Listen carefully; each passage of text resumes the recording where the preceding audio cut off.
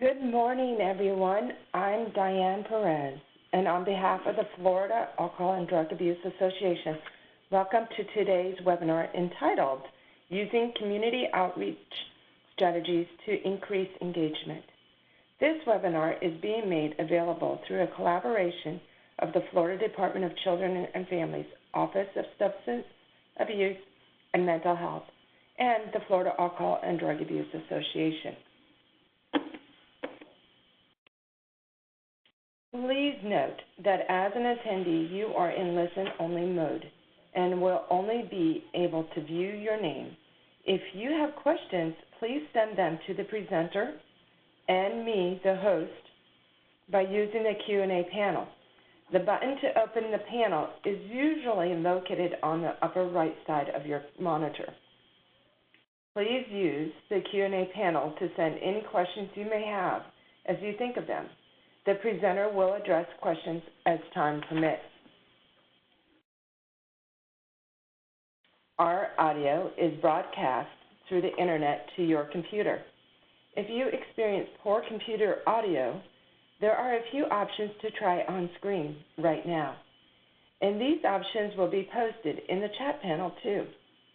If you continue to experience poor audio through your computer, try rejoining the webinar and call in using the telephone I will call in option. You must be connected to the audio of this presentation and view it on screen as well to receive a certificate of attendance.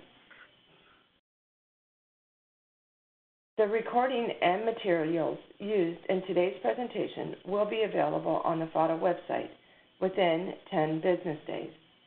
To access the recording, go to www.fada.org. Also, a PDF version of this PowerPoint presentation will be emailed to participants within a similar time frame.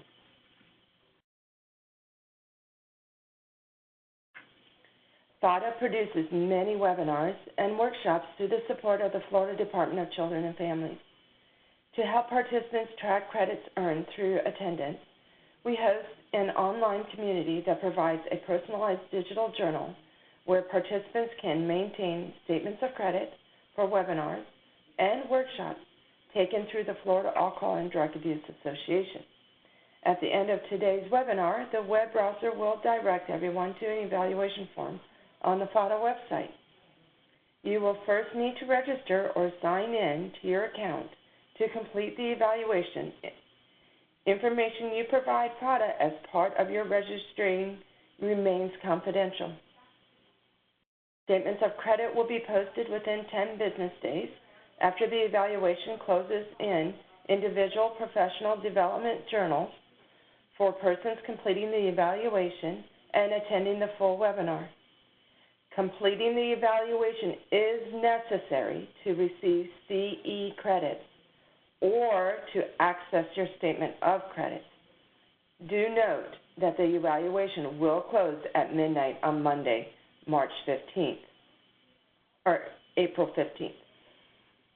1 to 2 continuing education credits are available for participating in today's webinar for persons licensed through the Board of Nursing, the Board of Clinical Social Work, Marriage and Family Therapy, and Mental Health Counseling, and for persons credentialed through the Florida Certification Board. If you are a licensed healthcare practitioner, be sure to include your Florida license number for reporting to CE Broker when you register with our site for the first time. If you are certified with the Florida Certification Board or licensed outside the state of Florida, you don't need to provide your certification number when you register with our site. Note, please, that WebEx monitors arrival and departure of attendees and provides a report upon completion of the event. We are not permitted to provide contact hours or a certificate of attendance if you do not attend the entire webinar. We are not permitted to provide partial credit. And now I would like to introduce our presenter, Mr. James Kowalsky. James Kowalsky is the project director for the SAMHSA-funded Prescription Drugs and Opioids Grant to prevent prescription drug and opioid overdose deaths at the Illinois Department of Human Services in the Division of the Substance Use Prevention and Recovery. He is pursuing a Master's of Arts degree from the School of Social Service Administration at the University of Chicago in Chicago, Illinois. Since 2013, James has been providing training and support to organizations adapting their practices to incorporate harm reduction, housing first, motivational interviewing, and trauma-informed care. James is a member of the Motivational Interviewing Network of Trainers. He volunteered at the Chicago Recovery Alliance as a super trainer within their drug overdose prevention program. In that role, James trained individuals and agencies on overdose education and naloxone distribution, increasing access to naloxone, the opioid overdose antidote. Previously, James worked for Heartland Health Outreach, where he spent 7 years as an outreach worker, meeting people experiencing homelessness and linking them to housing, primary and mental health care, and other community-based resources. In that role, he learned the value of using harm reduction and motivational interviewing to connect with people while doing community outreach. James is committed to promoting a shift in public policy and service delivery that is characterized by acceptance and support for marginalized communities, including people who use drugs, have a mental illness, or experience homelessness. So now I would like to welcome our presenter, Mr. James Kowalsky. I will turn the presentation over to you.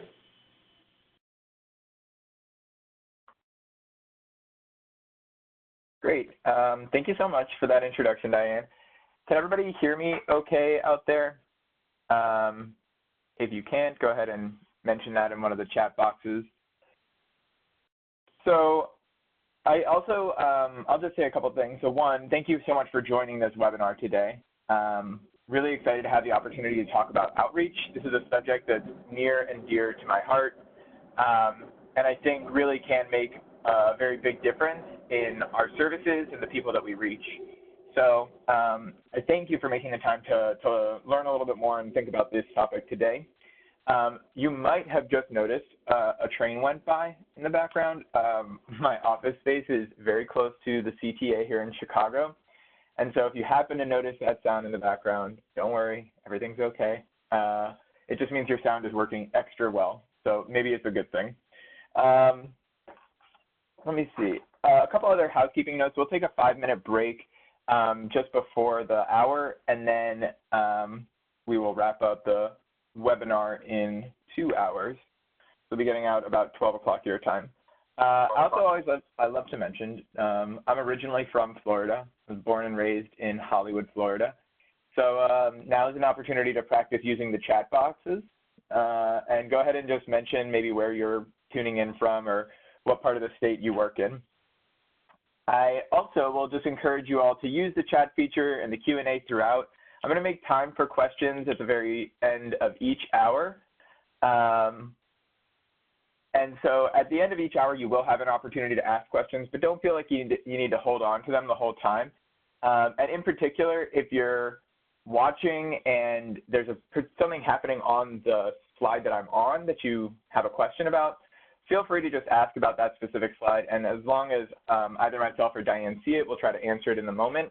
And otherwise, we can always come back to it at the end of the hour. Webinars are tough because, you know, we can't see each other and interact the way we would in a normal training. So I'd encourage you to try to chime in on the chat box here and there, either with questions or comments. And in particular, like if you hear things, think of examples that kind of that the material kind of connects with you on. Yeah, go ahead and mention that as well. So we'll get started now. I'm going to move us along down here. All right. Let's see. Diane, can you get the PowerPoint slides loaded up? I'm not seeing them right now. There we go. Okay. I saw some people from Broward County. Hey, good to see you all. And to everyone else from Florida, hello as well. So here's just my contact information. Again, if there's anything that sticks out to you that you want to connect with me about afterwards, I love talking about the work. And so whenever we have an opportunity, I'm always happy to connect. You can also find more information about myself and my wife, Susie. We do trainings together at our website. So here's just the objectives of what we're sort of planning on covering today. This is a loose outline, but basically describing the ways that substance use disorders and then the stigma associated with them creates barriers to consistent engagement. And so I'm going to spend a good amount of our time talking about really stigma and where it comes from and sort of how outreach, I think, is really a valuable tool for overcoming stigma as a barrier to treatment. We're also going to talk about appropriate ways to engage with individuals when meeting them either in their home or other community areas. So some stuff about best practices when doing outreach in the community. And then last, we're going to finish up by talking about ways to integrate community outreach into existing practices and staff roles. So as our starting point, Diane mentioned my background really comes from doing outreach. For about 7 years, I was an outreach worker, working around Chicago on the streets, in shelters, connecting with people, and helping them get connected to services in turn. And I really value that experience. And I think a lot of where I think outreach has taken root is in homeless service programs, but it's started to sort of expand to other fields as well. And I think this person really captures what's so valuable about using outreach in services. So you see the quotation here, waiting for people to come to us didn't work. So what we're doing is going to where people are comfortable, to where they are right now. So I think this kind of highlights a couple important themes that we're going to come back to throughout the webinar today. But one is outreach is really, the most effective outreach is going to where people are to help them find and engage in services. And then the other part is recognizing that the way that we offer services right now, which for many, and I think for most treatment programs, I would say, primarily revolves around, we have a program, it's in a building, you come to that building, and then we help you there. For most people, that traditional approach might work for them, but there's definitely people who are missing out on. And I think in particular, marginalized groups, we'll talk more about that, but marginalized groups tend to be the ones who we miss.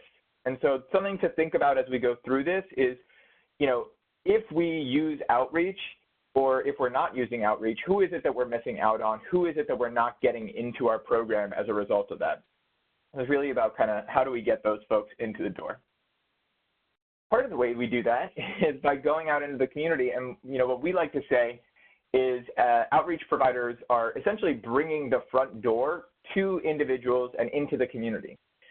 There are folks who are going to come to the door themselves, right? The physical door that we already have. There's people who just are motivated and interested in seeking out treatment on their own and have the resources to kind of like find and engage with our programs without additional support. There's other folks who might be mandated to come to our door by DCFS involvement or DUI. And so those folks are sort of brought to our door.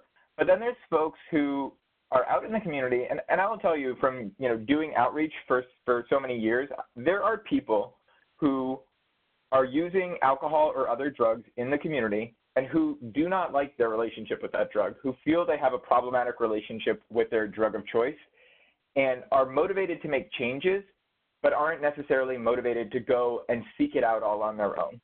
And then we'll talk a little bit more in a minute just about what are some of the other things that keep people from taking those steps. But I think when we can get out into the community and actually talk to people, we can start doing the work before they ever come into a treatment facility. So these are sort of the broad strokes, and we'll get into more detail about this later too, but outreach providers facilitate linkage to care, and primarily this happens through four processes. So we engage with folks, we assess them, we refer them to appropriate services, and then we link them to those services through a warm handoff. And what I would say is something else that I'll just highlight here, and I guess another theme that we'll come back to is what are we linking people to? What services are we referring people to? Now, obviously, if we're working for a particular program or for a treatment program, part of what we're trying to do is link them to our program, right? Get them to actually come and engage with our counselors and our services. I think it's important to understand that outreach is a slow process and it takes time to build up. And someone may not be ready the first time we encounter them on the street to show up and start attending treatment, right? The thing that they might need referral to or linkage to is, you know, a place to get a hot meal. They might need referral to, you know, a warm blanket, you know, hat and gloves. I don't know how much. I think in North Florida, maybe that's more of a thing. In South Florida, they probably don't need that quite as much. But there's a couple cold days every year down in Broward County. I know that. And sometimes what people really just need is someone to talk to them. I think particularly when we talk about people who are homeless, people with mental illness, people with you know, chronic substance use disorders, people who've been dealing with these issues for a long time, they're sort of used to being stepped over and walked past. And I think when you stop and take the time to just talk to people, right, that engagement piece is so important because even that, I think, is a service that we can provide that just starts to let people know, hey, there's people out here who care about you and who aren't going to judge you for what you've been through and who are just going to be here to listen to you and care about what's going on in your life. So this isn't just me talking. So this is based on survey data from the National Survey of Substance Abuse Treatment Services, or NSATS. This is a national trend that community outreach is actually increasing in prevalence in treatment programs across the country. So as of, I looked up the stats for the most recent NSATS, and as of 2017, outreach to persons in the community who may need treatment was up to almost 60% for the whole country. So again, this trend that we see here of kind of increasing from 2006 to 2012, it's continued. And in Florida, about 56.4% of all treatment programs offer some form of community outreach as part of their services. So really the majority of programs now are doing some type of community outreach. And so I think something to think about is, you know, if you are doing outreach already, I hope that this webinar will give you some ideas about other things you can do or how to be most effective in your outreach practices. And for the folks who aren't doing it, I think maybe some opportunities to think about how this might fit into and support the work that you're doing. So who does need outreach to engage? I think, you know, I've mentioned already, I think marginalized groups is sort of the catch-all term that I might use. But when we talk about marginalized groups, I think there's like a few different categories that folks might fall into. And so in particular, people with significant histories of trauma, homelessness, mental illness, and disenfranchisement. A lot of these experiences are things that kind of turn people away from sources of support, that tell people that, you know, I think in particular when we talk about people with trauma experiences, that tell people that the people who are out in the world who are supposed to care for you are not to be trusted, are people who pose a threat to you. And so those are the kind of things that keep people away from services. In particular, among people experiencing homelessness, a third of them have a substance use disorder. So that's based on essentially the homeless count that they do every year. But that comes from the Florida Council on Homelessness. But if we think about 1 in 3 people who are experiencing homelessness have a substance use disorder, and when you talk about people experiencing chronic homelessness or long-term homelessness, that number creeps up to about half. So almost every other person who's been homeless for over a year or for multiple years has some type of substance use disorder. I think important here to clarify, that is not to say that everyone who is homeless, right? I think I'm being clear here, but not everyone who is homeless has a substance use disorder, and substance use disorder is not necessarily the reason that everyone who is experiencing that is homeless. So I think important that we kind of provide that caveat and that clarification there. I think also people in rural areas need support to engage. In urban settings, I think it can be a little bit more clear about where you're supposed to go. The networks are a little bit deeper and richer, and so it's easier to kind of use word of mouth to get around. Folks who might be living on their own in rural areas, people who might be more secluded just generally. depending on where they're living, might not be as informed. And so again, this also connects to the next line, which is people who are interested in treatment or interested in some form of services, but they just don't know where to go. Also, people who are not yet ready to pursue abstinence or treatment.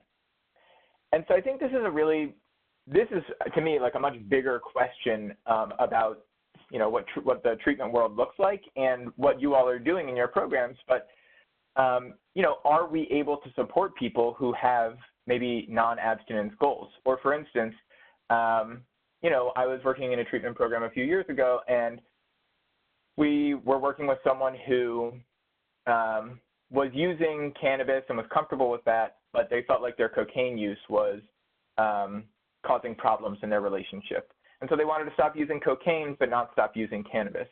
And so I think the question for us to think about is, in our programs, are those the type of people who we feel like we can work with? Can we open our doors to those folks as well?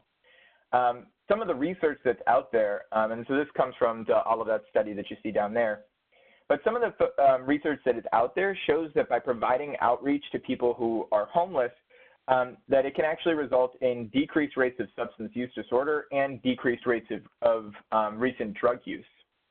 And so that comes not even by referring people into treatment, but just by doing outreach and providing people with referrals to other services. So again, I said, maybe a person isn't ready to come into a formal treatment program, but the folks who get linked into a healthcare setting, for instance, like connecting with primary or mental health care, that those folks also see decreased rates of substance use disorder. And so then I think there's this other broader question, which is, when we think about what our job is in treatment programs, I think, yes, our job is to get people into our treatment programs, but more generally, I think we're all part of a collective mission to reduce the impact and the harm caused by drugs in our communities. And I think sometimes that happens by getting people into our treatment programs, but it can also happen by connecting them to other appropriate services. And then last, racial, ethnic, and cultural groups. So I think in general, people, and I would say, African Americans in particular, I think are, if not, if they haven't been excluded, they've been encountered with kind of negative experiences, with stigma, with increased skepticism in our healthcare and supportive service systems. And so I think it's important to kind of keep in mind that people's experiences impact their level of interest in seeking out further services. So here, we'll kind of speak to some of those factors again, but just like, why do we need outreach? And I'll touch on some of this a little bit more. But again, there's the treatment gap. So part of it is we know from statistics that there are people who are missing, that there are people who either would benefit from treatment or who would be interested in treatment but don't receive it. So I'll go into that a little bit more in a second. To overcome stigma and understanding, I don't think it's a surprise to anyone on this call, but stigma still exists against people who have substance use disorder. And I think it's a major factor in why it's so hard to get people to engage in treatment programs. And then addressing potential concerns. So again, for these folks who might be uninformed, that might be one barrier to engaging in treatment, but it might be that people had a really bad experience. And so, call it unfair or whatever, right? They may not have ever been into your specific program, but I think when people have had a bad experience in the past, they don't discern between your program and the other person's program. They think of us all as one kind of, collective glob of the helpers or the treatment programs, the treatment industry. And so we're really going to have to work to overcome those negative past experiences that people have had. And even folks who haven't ever been into treatment, they might have assumptions about what treatment looks like. And that might be a barrier to them. So, right, they think, oh, you're just going to come in and tell me how I'm bad, how I'm broken, how I need to do everything that you say. And, I think in the best cases, a lot of treatment programs really have moved away from more confrontational styles and moved more into client-centered care. And so Susie and I have done a few trainings and webinars now for FATA on motivational interviewing, which I think is really effective at kind of overcoming and counteracting people's assumptions and negative past experiences about what drug treatment looks like. And then last, keeping people connected through assertive engagement. So I think outreach is definitely useful for getting people in the door, but then I think the question is, for those people who are reluctant to engage in the first place, what sort of things do we need to do to keep them coming back? To understand that that person who struggled to come in the first place is also the person who's going to, or who might struggle more with staying connected. And, you know, are they the type of person who we might lose touch with if we're not willing to, you know, send a letter to the addresses we have for them, or make the follow-up calls that we, you know, for any numbers that we have, to go and knock on their door, to go visit the place where we know we've seen them before, and kind of show them that, hey, you know, you might be struggling right now, but we're still here for you, and we care about you. And it's less about, you know, making numbers or making sure you come in for your appointment for that reason. It's more just, you know, we care about you and we want to see and make sure that you're okay. And I think that type of assertive engagement really sends a message to people about who we are and what we're trying to do and what we're trying to be for them. And so again, this question of, you know, what principles or aspects of outreach can you bring to your work? And you might not be in a role, so someone mentioned here they're a peer specialist. And so I think oftentimes peer specialists have an outreach component to their jobs, but even for the counselors who might be on this webinar, to think about what are the things that an outreach worker might do that maybe you're not able to physically leave your office, but what are the things that an outreach worker would do to keep this person engaged that you can also be doing in your role? Here we see some statistics about the treatment gap. So this comes from the Surgeon General's report a couple years back, and the link's down there on the page as well. But you know, when we think about the treatment gap, the biggest thing that we think about is there's a lot of folks out there who are experiencing problems with alcohol or other drugs and who aren't getting any form of treatment. Now, it is true that some folks are able to overcome substance use disorder without ever engaging in formal treatment, right? They might use informal supports, they might use peer support, they might use family and friends, they might just sometimes what we call aging out, right? So that is a reality. It's not to say that we need to get to 100% of folks who have a substance use disorder engaging in treatment, but I think we can agree that 10% is low, right? So only 10% of the folks who have a substance use disorder right now are getting any kind of specialty treatment. When you look, 40% of the folks who have a substance use disorder also have some type of co-occurring mental health condition. And I think just from my experience, that number seems pretty accurate. But when you look at the folks who have both the substance use disorder and the co-occurring mental health condition, less than half of that population receives treatment for either condition. So, you know, it's kind of a gap not just with substance use treatment, but a gap with behavioral health services in general. And then last, and this goes again to that question of, you know, who are we missing? Who are we not connecting with? 40% of people who know they have an alcohol or drug problem are not ready to stop using. 40%, right? If we think of all the folks out there who have some type of problem, and these are folks who acknowledge that they have a problem with their substance use, right? We're not even like trying to convince them they have a problem. They know they have a problem, but they're just not ready to stop using. And are we able, like what parts of our programs enable us to connect with that person? And I think outreach is one of those options, right? I'm willing to extend to you this olive branch. And maybe it's just someone comes out to you with like, you know, a couple bottles of water and some snack bars and just has a conversation with you every once in a while. And you know they're from the treatment program, but they're not coming to just force you to come to the treatment program. They're coming out just to check on you and to meet with you. And I think that's how we find a way to sort of connect with folks who might not be ready to stop using. I'm going to try not to go on too many tangents, but I will say one quick story that this just reminds me of is I was doing outreach for, this is back in probably 2010 or so, and I was doing outreach for a specific housing program at that time, and I was talking to somebody who was interested in housing. And in the course of having a conversation with them about what housing options they were looking at, what services they had considered, he started talking about his substance use. So yeah, I think first off, that just goes to show you, if you go out into the community and you have conversations with people, I didn't force him to talk about his substance use. It was something that I think we were having a conversation and a connection, and he brought it up to me. But he was using heroin, and he said the only thing that was more painful than the shame he felt from continuing to use was the pain he felt from the withdrawal symptoms from not using. And it really stuck with me when he said that, you know, again, this idea, there are folks out there who don't like the relationship that they have with drugs, who would change something if they were offered the right opportunity. And I think it's something that we can consider taking on in our programs, is getting out there and trying to find and connect with those folks. So here's some of the reasons people avoid treatment. This is based on a survey about behavioral health services that SAMHSA did a few years back. And so these are some of the top answers of why people don't go into treatment, right? And then it starts to add some light on why we have this treatment gap in the first place. On the top of the list is insurance and costs.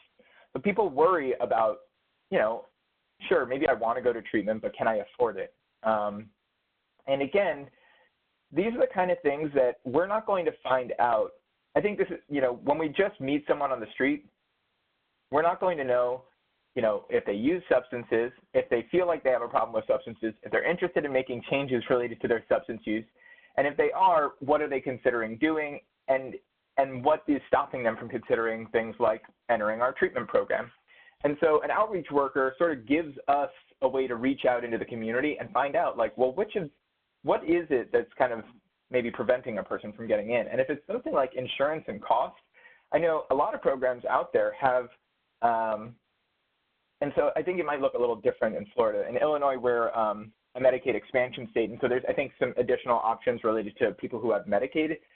But even for people who were just making below a certain income level, some of the treatment programs that I've known up here have essentially special grants or projects that allow a person who can't afford treatment to either pay what they can or to not have to pay any kind of copay for the treatment services they attend. And so I think that's one of the things we might be able to educate people about in terms of folks being uninformed in the community. So insurance and cost is a big barrier there. Another thing is just not knowing where to go. You see here concerns about confidentiality and negative opinions of neighbors. So, I mean, you know, we'll talk more about stigma next, but people are worried about going into a treatment program. And I think especially like, I worked in a neighborhood here called Uptown for many years. And in Uptown, it's sort of like everyone knew the methadone program. They knew where it was, they knew what it looked like. And if you were seen going in and out of the methadone program, they knew what you were up to. Similarly, we have a program here that provides specialty care for people with living with HIV and AIDS. It's called the Core Center. And while programs like that are excellent because they provide that specialty care that can be really helpful for some folks, I've also known people who didn't want to go to the Core Center because they knew if they say, my doctor's at the Core Center, or if someone sees them going in and out of the Core Center, it's sort of known that they have HIV. So people might want to avoid treatment just because they know going in and out of this program, if they get seen walking in and out of that place, there's a lot of judgment that can kind of come along with that. Another barrier is sort of the negative effect on employment. And again, I think when we talk about treatment, you know, a lot of treatment programs might not offer the opportunity to come in maybe after work. So some programs will offer like evening hours, and if a person doesn't know, oh, I can go to treatment from like 5:30 p.m. to 8:30 p.m. on Tuesday, Wednesday, and Thursday, if they don't know that that's an option that's available for them, they might just think, I can't go to treatment right now because I have a job. And so trying to make treatment fit in with employment, I think, is a real challenge for folks. And I think most of us would agree, you know, people having a job is a good thing. I think it's the type of thing that can help people avoid substance use. But I think people worry about kind of the conflict between treatment and their job. Another thing that's on here, and this is actually 10% of the people in this survey said that they had a fear of being committed. that if you go in either for mental health or for substance use treatment services, that you can be forced into a hospital. Excuse me. And so I don't point this out to say that I think hospitalization is always wrong. There's obviously times where it is something that a person needs. And last time we talked, on the last motivational interviewing webinar we did, we talked a little bit about the Marchman Act. But the idea is out there. People know if I go in and I maybe say the wrong thing in this program, I can be committed, right? I can be held in a hospital. And again, that could have all sorts of ripple effects in that person's life. And so, again, outreach workers can provide some education and information around that. And then last, just thinking that treatment either wouldn't help or isn't needed. So those are some of the reasons people avoid treatment. Next, we have sources of stigma. So I've kind of touched on stigma a little bit here, but we're going to really sink our teeth into this part. So substance use treatment really has kind of undergone, I think, really 2 or maybe even 3 main phases. And so when we think about kind of the progression, we went from, I would say, really like in the late 1800s, early 1900s, and then up until really the mid-1900s, using a moral model of addiction, moved into, I think, what we're sort of now in primarily is this brain disease model of addiction, and now starting to transition into more of like a biopsychosocial model.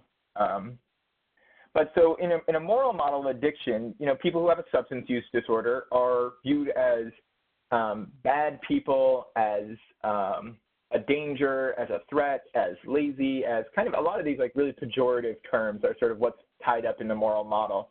And I think something else that I said, like, you know, the moral model sort of started to fade away in like the mid-1900s, but there's pieces of it that are still around. And you can pick it up when you hear stories or you hear conversations about people who use drugs. So for instance, like one thing that I think is really common that you'll hear out there is people who have a substance use disorder are just weak-willed. That they just, you know, if they really cared or if they really tried, that this wouldn't be holding them back, and this wouldn't be an issue. And so in doing some research, this NASM report down here that I think is really excellent, one of the things they pointed out is that the evidence shows that people who are in treatment for substance use disorder are as likely to adhere to treatment as people with other chronic medical conditions, such as hypertension or diabetes. I don't think people realize that. Like when we say, oh, you're just not sticking to what you're supposed to do, you're not doing what the treatment provider says, or you're not doing what's best for yourself, it sort of has this inherent negative assumption about people with a substance use disorder, that they're somehow different from everyone else, when in reality, most of us, when we go in to see the doctor or when we go in to see a counselor, we don't do everything that is in our best interest. It's not how we operate. We kind of pick and choose from the menu of options of what might be good for us, of what we feel comfortable pursuing right now, what we might want to do in the future, and some of the stuff that we're just saying, you know what, I'm not going to do that, you know, I just don't want to. I feel like I can connect with that personally, but also I think of my father as like a good example of that, where he knows he has health issues, but there's just certain medications where he's like, I don't like the way that one makes me feel, so I'm just not going to take it. So then, you know, when we've moved from the moral model, which I think, you know, moving away from the moral model is a great thing. And we moved into what I think we're in primarily now, which is the brain disease model, where we're looking at people's brains, we're trying to find explanations based on people's brains about what happens when they're addicted. And while there's not really evidence that there's something inherently different about people's brains when they use substances or when they become addicted to them, this is something that does have a lot of traction. So you'll often hear people say, you know, substance use disorder is a chronic relapsing brain disease. You'll hear that term a lot. And while I think this has been useful for promoting the idea of substance use disorder as a medical condition that deserves treatment, that people who have this condition deserve support, I think it's helped sort of maybe shift the frame so that we're not thinking this person's just bad, they need support, they need help, just like anybody with any health condition would need. So not to say that it's all bad, but when we talk about stigma, there's not really evidence that's saying there's a brain disease here. has actually reduced any of the public stigma. So there's no evidence that it reduces public stigma. And then I think on the other side of that, in terms of what it does to the person, is talking about a brain disease model of addiction may actually decrease people's perceptions of self-efficacy, which we know is really important to overcoming substance use disorder. And so it can actually hinder people's ability to cope or to kind of take on the challenges of managing a substance use disorder when they think of themselves as being diseased and having a brain disease. Some other parts of that, like why is the brain disease model, some of the issues I would say with the brain disease model is, when you say someone has a brain disease, it gives someone the message, and it gives, I think, the public in general the message that, yes, this person deserves support, but they're broken permanently. And I think even worse than that, if you have a brain disease, it's like you don't have control over your actions. And while I would say there are people who, in the midst of chaotic use, will do things that they regret, do things that they feel like aren't really in their own character, I don't subscribe to the idea that a person with a substance use disorder lacks all control over their life or lacks all control over their actions. That's why our treatment programs exist, is because people can make a different choice. And so sending people the message that they don't have control, I think, is really risky in that way. Some other sources of stigma that are out there are portrayals of folks in the media. And so what we know is that when you, and so this is true, most of the portrayals of folks in the media are of either untreated or symptomatic substance use disorder. They don't really show as much people who are on the path to recovery. And so that's something that can actually maintain negative stereotypes. Quick aside, my wife is a longtime Grey's Anatomy fan. I don't know if she'll appreciate me putting her out there like that, but she is a big Grey's Anatomy fan. I'll admit she's gotten me into it too. But I think this is something they actually do really well, is there's several characters on the show who are in recovery, who are doctors, who are taking care of their lives and who manage their sobriety in a variety of different ways. Some of them who make use of 12-step and peer support. And I just think that's a really powerful message that's out there, because on the flip side, while media can kind of promote stigma, when the media, there's also evidence out there that shows that when the media provides portrayals of people who are successfully engaging in treatment, that actually reduces public desire for distance from people. It increases their sense of, oh, this is a person who, with the right supports in place, is able to manage their substance use disorder and are the types of folks who we really shouldn't be discriminating against. So the media does play a pretty important role here, either in intensifying fears of people who use substances or in sort of helping create greater acceptance. Also, healthcare providers, I think, are a real risk factor in terms of sources of stigma, and can definitely, the wrong engagement with a healthcare provider can really send the message to a person that they shouldn't be telling anybody about their substance use, right? Just a little comment here or there from a healthcare provider can really send a really damaging message. So, in general, like these negative attitudes that healthcare providers have, and when they kind of promote these attitudes just in conversations with folks, can really take away from people's sense of empowerment. And then that, without a sense of empowerment, again, ruining people's sense of self-efficacy can really hinder their ability to be successful in substance use treatment. So again, I think when healthcare providers, and so this is why, so something else we're not going to get into today, but something that I think can be really useful is like an SBIRT model. So screening, brief intervention, referrals to treatment. I've done some work with healthcare providers on SBIRT, and I think SBIRT does a really good job of translating some of the client-centered principles that are present in motivational interviewing into a format that is accessible by healthcare providers, and sort of shows them a way to provide some empathy and listen to people and not just be so task-oriented. Oh, you use alcohol, don't do that, isn't going to help someone who's struggling with an alcohol use disorder. And so I think those are some strategies that might help, if we can help promote those, also help reduce the stigma promoted by healthcare providers. I put contact and networks on here. So there is some research out there that says that people who are in network with people who have a substance use disorder actually increase stigma. So if you think, essentially when you've been around someone who has struggled with substance use, who have maybe done some harmful things to you or harmful things to the people you care about, that can increase stigma. But more so, the research kind of points the other way, which is that when you have relationships with people who have a substance use disorder, it actually reduces the level of stigma. So I put this on here, but I think it's just important to point out, in general, being in network with people. And that's why I think it's so valuable to have people who are open about being in recovery or open about their struggles with substance use. So, props to the people out there who are sharing their stories with the people in their lives. But I think that can also help reduce the stigma. And again, like why having, peer support is so important. And then last one on here, self-stigma.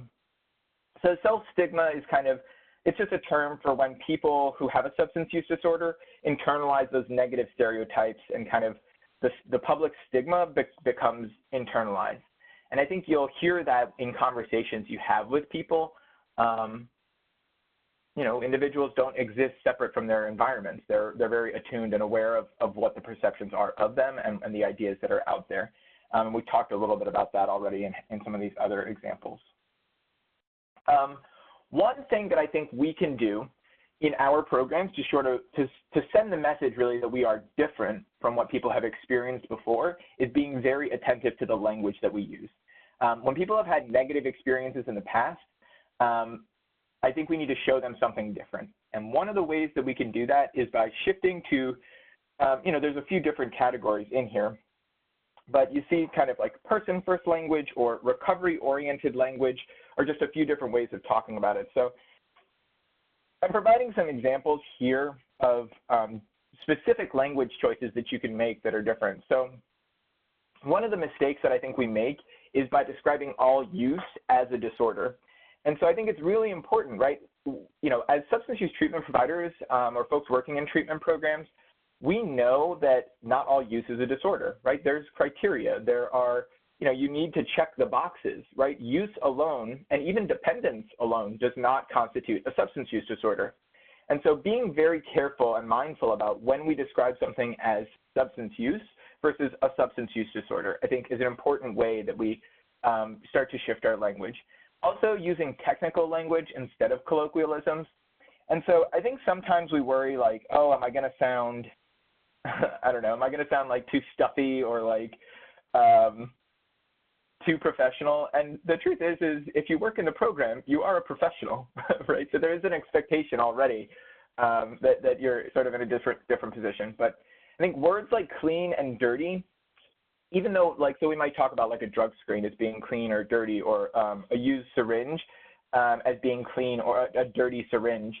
But I think using that language can sort of send the wrong message, and even very subtly. And this is something that used to happen, around like someone's HIV status, where like clean and dirty used to refer to people's HIV status. We moved away from that language for a reason. I think in the same way that clean and dirty can sort of send the wrong message that like, all you have to do is stop using substances and then you are clean. And if you use substances, you are dirty. It certainly doesn't support the notion that people can pursue non-abstinence goals, or that people can resolve a substance use disorder without necessarily stopping all use, right? So if someone continues to use, but their use no longer impacts their ability to hold a job, to maintain relationships, to to get up in the morning and to take care of their daily tasks, are they dirty at that point? Are they?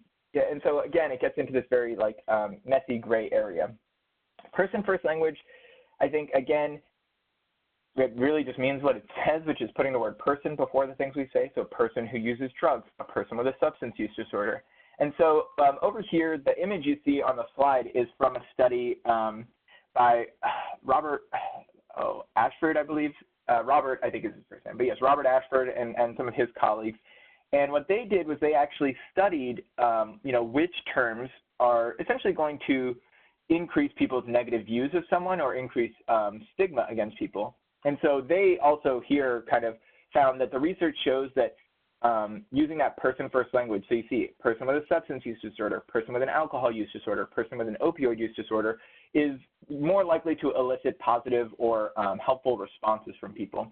Whereas terms, and you see them up at the top, like addict, alcoholic, substance abuser, those are more likely to evoke negative reactions.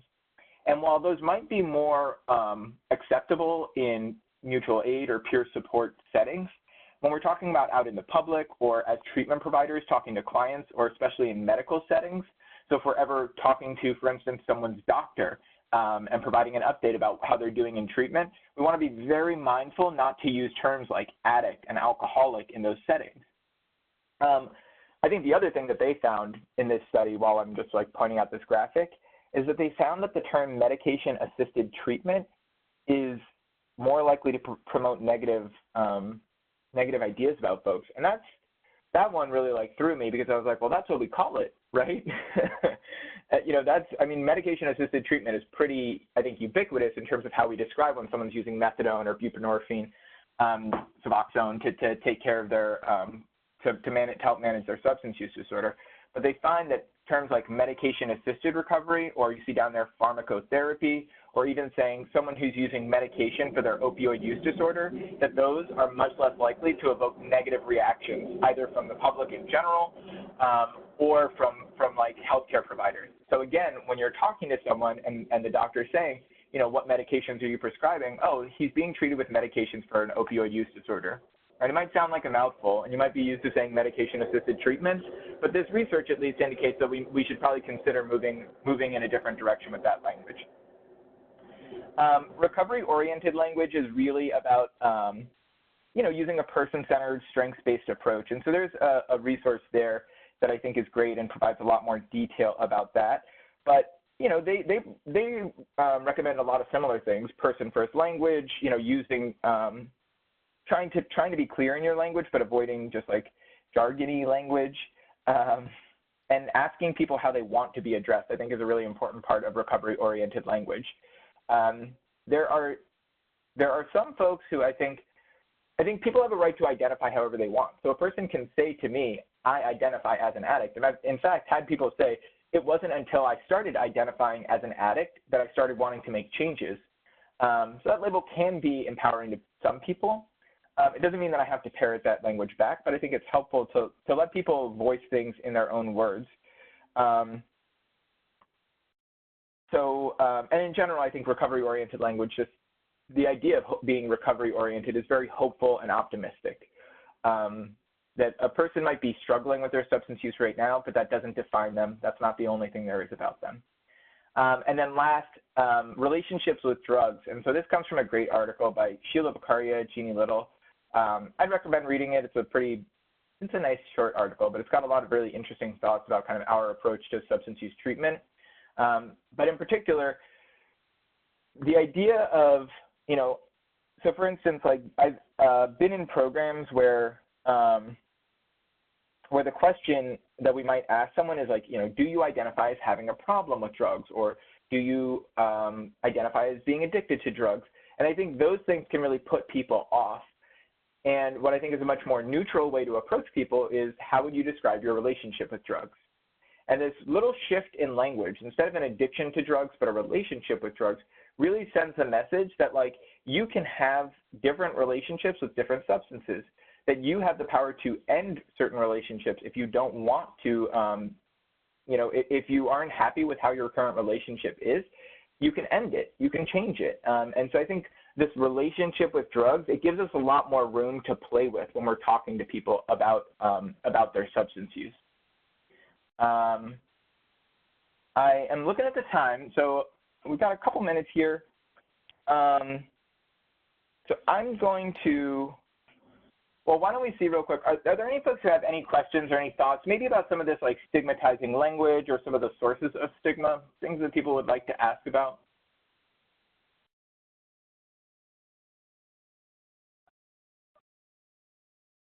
I also know that there's a slight delay between when I say things on the webinar and when you folks might hear it, so I'm going to just wait another second.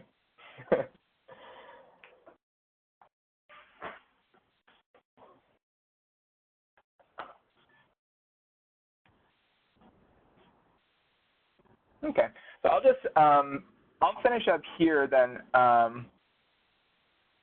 just by saying, you know, in terms of this idea of relationships, I think if you want to learn more about it, this is something that I think is more common, I think, in harm reduction programs, where you hear people talking about relationships with drugs. But there's more details in it about that in the article that you can read by following that link, and it's also in the references at the end as well. But I think you'll be surprised that if you just that is like a shift in language that, again, someone who might not be willing to have a conversation about, do you have a problem with drugs, they might look at things very differently if we ask them, how would you describe your relationship?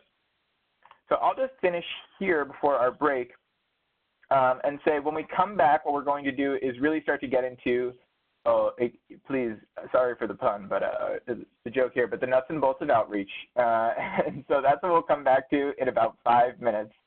So we'll take the break here, and I will see you all right at the top of the hour.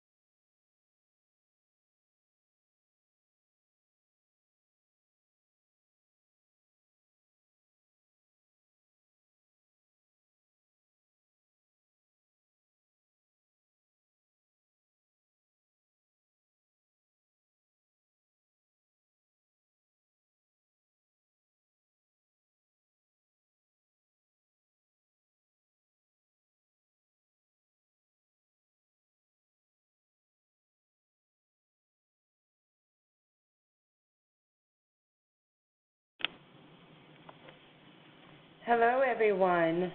Welcome back to today's webinar. Mr. Kowalsky, if you're ready, I'll turn the presentation back over to you.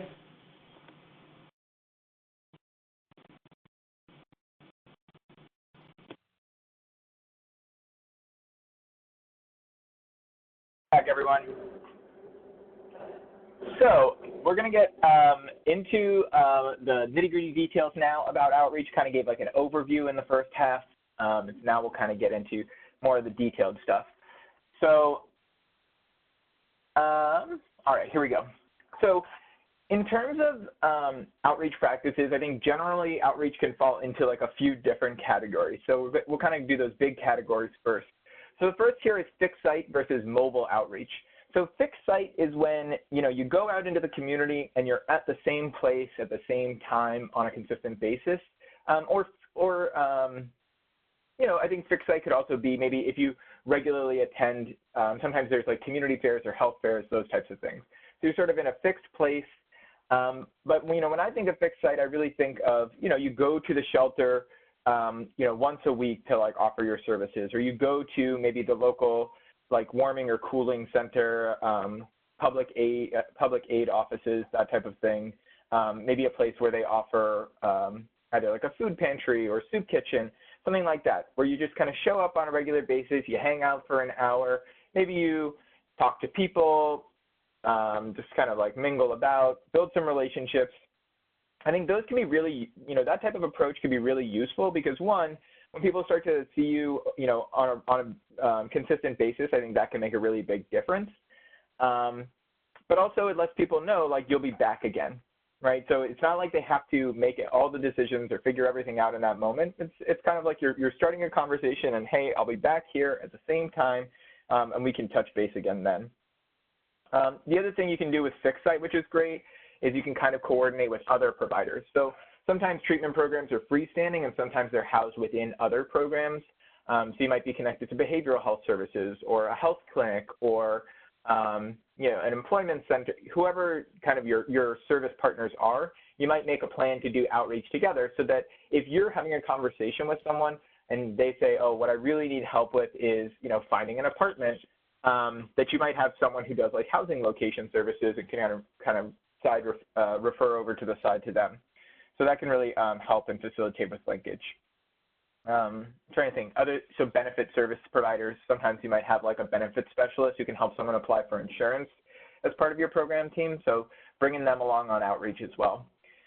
Mobile outreach is more of, I think, what people think of as the traditional form of outreach, but really street outreach, getting out there, walking around either in the park, forest preserve, streets, underpasses. And I think this form of outreach is particularly useful for folks who are really disengaged, right? The kind of person who just, is going to avoid even going inside to the, the soup kitchen or the shelter. And really, I think, a theme around outreach in general is I think we really communicate a degree of respect for people when we're willing to go where they are. That in general, as service providers, we hold a lot of power over people. Our program might be essentially the gatekeeper between them and the other resources that they're seeking out. And by going out into the environment to engage with people, by seeing the world from their perspective, by respecting people's boundaries within their own personal spaces, I think we have a real opportunity to kind of communicate a degree of respect and give some of that power back to the people who we're working with. So again, I think you can kind of do this type of outreach with kind of other partners that you might be working with. And so that could actually be internal or external, right? So if you find out, oh, there's like a van that does primary care or dental care, and they go out, to kind of like partner with those types of folks might be an option as well. The other thing is, when you're doing this type of mobile outreach, my approach was always to bring something along with me. And we definitely operated on a shoestring budget. So you don't have to bring like really fancy things, but even sometimes you can get coats and, basic necessities donated, even if it's just like clean t-shirts, things like that, so people have something to change into. that can be really helpful, or just like other basic necessities, like I mentioned, like snacks, water, that type of stuff. So those provide kind of essentially icebreakers and ways to sort of offer them something and make it see, help them see that you're not just there to promote your program, you're there to really like connect with people in the community and find out how you can help them. And make the distinction between in-reach versus outreach here. Again, if our program is co-located, we might so in-reach is sort of when you're working within your own facility or within your own program. So I worked with a treatment program where the first floor was kind of a drop-in center, primarily for folks who were who had like a mental illness, but it was just a drop-in center really that was open to the community. And the second floor was the treatment program. So periodically we would go down there either to engage with folks who we were already seeing in the treatment program, or to just kind of like provide some information, engage with people, talk to folks down there. So I'd consider that a form of in-reach. Outreach is anything outside of the organization, that fixed site or mobile that I mentioned before. There's different types of outreach workers and providers, and then the coordinated outreach is something I've sort of touched on a little bit already. And again, whether you're coordinating with people inside your organization or outside, I think is something to think about. So finding out who else is doing outreach in your community, and part of that you just figure out by going out there, right? You go out into the community and you'll start to sort of see the other providers who are doing similar work, and trying to coordinate your efforts with them, I think, is a really valuable strategy. When we say like a variety of engagement strategies, and this point here about what is a successful engagement, to me, a successful engagement is the one that allows you to come back again, right? You're not going to solve all of someone's problems the first time or even the second time you engage with them. The goal really is to keep coming back and to keep them engaged and to start building that relationship. And so sometimes successful engagement really looks like walking away. There are times where I've been engaging with people and I could just tell they either weren't in the mood that day, or they just didn't want to be talked to, they wanted to be left alone, or people have, I've said, like, can I talk to you for a few minutes? And they say, not right now. Just walk away, right? I think outreach really provides you the flexibility to say, it's okay, I can walk away and I can come back another time, and that's all right. Let's see.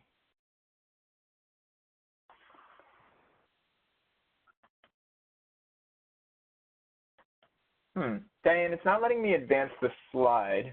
I'm not sure what's happening here. Let me do something and see if it'll. There we go. So here's the next slide, just some of the principles of outreach. We've touched on this idea already, meeting people where they are. So both in terms of like geographically, physically going to where they are, but I think also emotionally and physically. Outreach really provides us this very unique opportunity to meet people, to literally meet people where they are at. It's an expression we use a lot, and I think the thing that I always like to caution people about is, we're trying to do more than meet people where they are at. We want to meet people where they want to be, and not where we think they should be, but where they want to be. And so I think outreach really gives us an opportunity to communicate that to people, to partner with them. And outreach is the first way we do that is, I'm not just going to sit back and wait for you. Like, I care about you, and I'm going to come out here and see how I can be helpful. Meeting the basic needs. So again, finding out, and this is why it's so important. We're going to talk more about this in a second, but it's so important to be more than a treatment provider. And especially if you're doing outreach, you really got to know about what else is out here that can be helpful for the people who I work with. And so building partnerships and relationships, being aware of the of the different service providers that are out there and having relationships with those service providers is really important. And so basic needs might just be, that bottle of water that someone needs, but it also might be, hey, I haven't had a physical in a while, or I need, to get a medication refill. Do you know where someone can go for those things? And you may not think of, your job as a drug treatment provider to like help someone refill their diabetes medication, but doing small things for people like that, helping them meet their basic needs, are how we build trust and build relationships with people. Being respectful and treating everyone with dignity. This looks like a lot of different things, but one thing I will say is, we want to, when we go out into the community, we want to treat someone's physical space as though it is their home, right? You wouldn't just walk into someone's house and sit down on their couch and start telling them about your program. You'd knock on the door. You'd wait to be invited in. And I think in the same way, we have to kind of carry that mentality with us when we're engaging people in the community, right? And we might be talking to someone, you know, passing by us on a sidewalk. We might be talking to them in a community center. But I think treating their physical space with that same degree of kind of reverence and respect is one of the ways that we communicate that we honor and respect people's dignity. The relationship is central to outreach and engagement. I mean, really, the relationship is central to everything we do. But I think you're not going to get anywhere, you know, doing outreach with folks if you can't build a solid relationship with them. And I will say there are folks who, I haven't mentioned this, but Susie, my wife, and we actually originally met doing outreach work together. And so there are folks who we outreached for years before we actually ever got them connected to any service. And so essentially what happened with a lot of these folks, I'm thinking of, you know, like one person in particular who's a heavy alcohol user and stayed in the park, you know, not too far from where our office was. And we would go out about once a week and just check in with him and have conversations with him. And he would tell us about how he liked going for swims in the lake, even when it was very, very cold out, and just kind of like talk to us about his life. And we built a relationship with this person to the point where, you know, it was something that I think he sort of expected us to be coming around. He knew that sometimes we would have little things that could help him out. But when we would tell him about our program, for the longest time, he was really not interested until one day he needed a state ID. He had lost his ID somehow. And by building that relationship, I think he knew that we were people who he could trust, that we were people who would help him out. And so I think, you know, outreach really provides us an opportunity to lay the foundation for a relationship so that when someone needs something, so that when they are ready to ask for help, and that might be, you know, how can I get a doctor? How can I get into a treatment program? Whatever it might be, that they have someone they can go to, right? That they're not just trying to figure it out on their own. And so I think that's why that relationship piece is just so important. Again, creating this safe, open, friendly space, and then regardless of the setting. I think that that's something that can be a challenge. I think, you know, when you're under a highway or when you're in a busy community center, to try to like help people feel as safe as possible, to treat it as though, right, like you're in someone's home, or to treat it as though you're in this private space. And I think being very mindful about what we talk about and how we talk about in those settings is really important. And can make a really big difference in terms of how people view us when we're engaging with them and how the other people who are around in the community might view us as well. Let's see.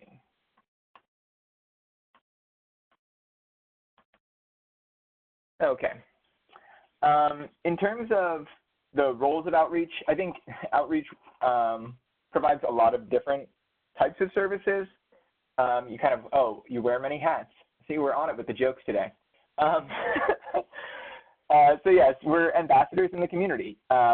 Essentially, outreach workers provide what is going to be the first impression to clients and to community partners of what your program is and what it's all about.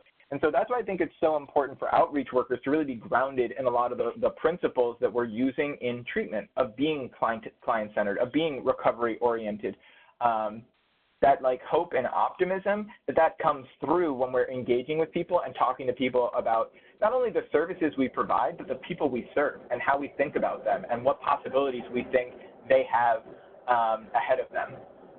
So that I think is a really important role. A bridge to services, and so that can also include building trust to new providers.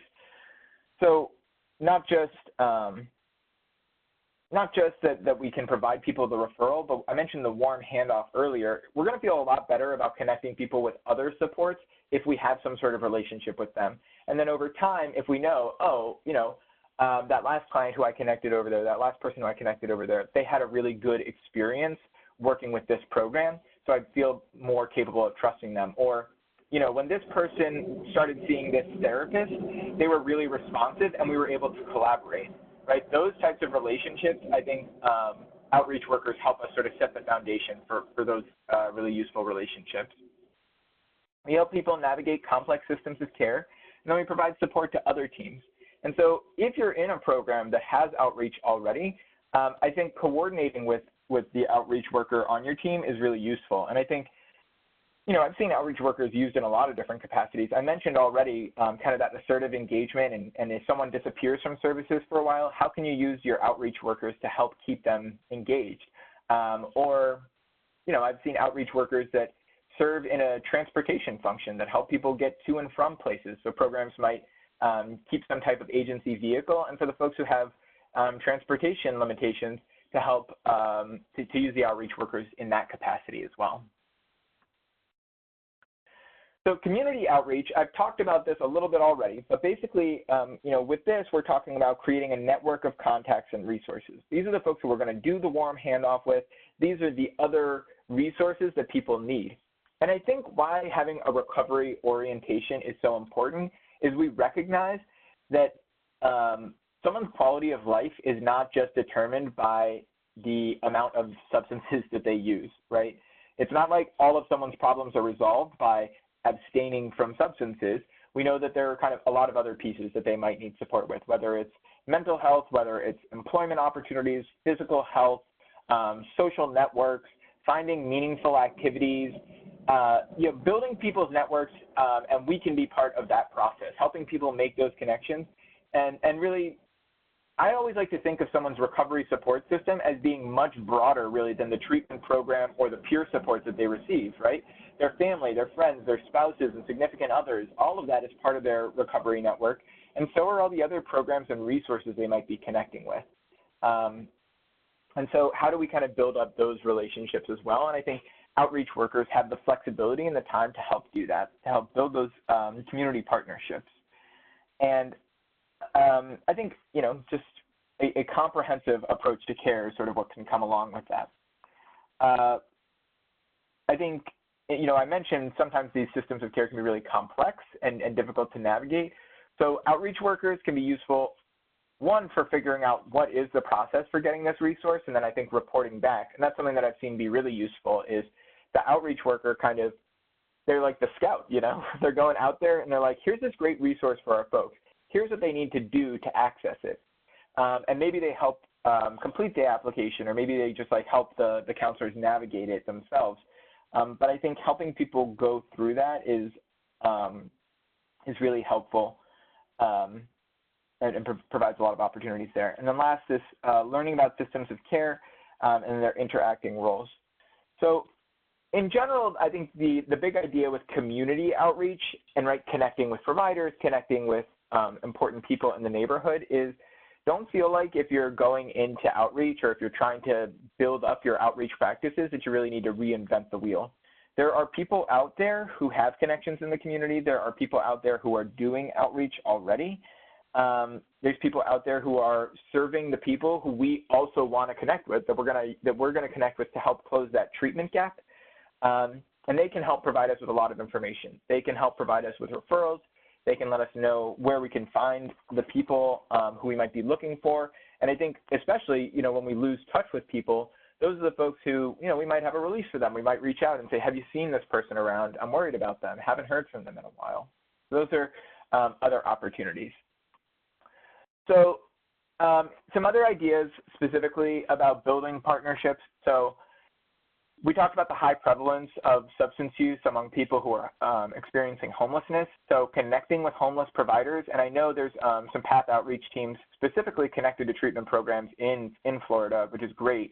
But PATH is a specific stream of funding for people who are homeless and have a mental illness. And so I was on a PATH outreach team for a while up here in Chicago. But PATH outreach teams are really useful. They're working with people with the explicit goal of, first off, helping people find housing, but also helping them connect to behavioral health services. So really useful to make sure that they know they can trust you. And I think in the same way that you would want to know when you're handing someone off, when you're doing that warm handoff, that you're providing them, that you're providing your participant with someone who you can trust. I think homeless providers and other community providers want to know that when they're referring someone into a treatment program, that they're sending their person into a place that they would feel comfortable going themselves, right? I think providers might have their own kind of negative expectations of what treatment is like, and it's on us to help build those partnerships to overcome those potential negative ideas they might have. Same thing with shelters. I think shelters are a really useful place, and I find that the people who work in shelters are often really good at helping us stay connected with people, right? So I haven't seen this person. Have they been staying at the shelter? Have you seen them around the neighborhood? That type of stuff. Mental health treatment providers, we talked about kind of the co-occurring stuff early on as well. Hospitals, and I think we're seeing, I'm seeing this a little bit more now around the country, is especially when people come in for an overdose, for a drug overdose, hospitals, I think more and more are starting to recognize that it's not enough to just treat the overdose, hold them for 4 hours for monitoring, and send them back out into the community, but what do I do with this person, right? And so they're either creating teams or assigning social workers to come and engage with that person.